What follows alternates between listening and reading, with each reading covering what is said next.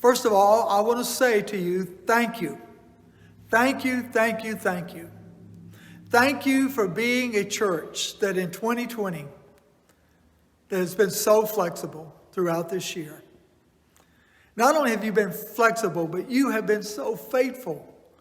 You've been faithful to pray for your church. You've been faithful to attend in many different kind of ways. As a church, we started out in the beginning of COVID-19 by worshiping online only. Then we went worshiping online and then worshiping in a parking lot. Then we went from online to parking lot to walk-in service and then to a simulcast. So we worshiped in all kinds of different modes throughout this pandemic. And all the while you've been flexible and faithful. Well, tomorrow I'm asking you to be yet again flexible. Flexible in the fact that while we have gotten adjusted to coming into our buildings, tomorrow we will not.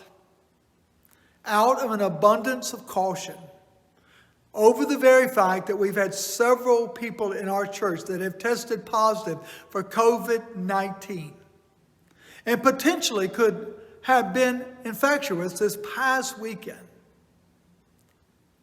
we want to make sure that as a church, we safeguard our family, our church family, from being exposed. So we've reached out to those who have tested positive and reached out to those that have been around those who've tested positive this week, and we've asked people to quarantine. That is the bulk of our leadership at our church. So with that said, we're asking you tomorrow to be flexible. We will worship online at 10 o'clock. Our online worship will be the second word of Advent. We will light the candle of love. The cross behind me, you see the little inscription above that cross.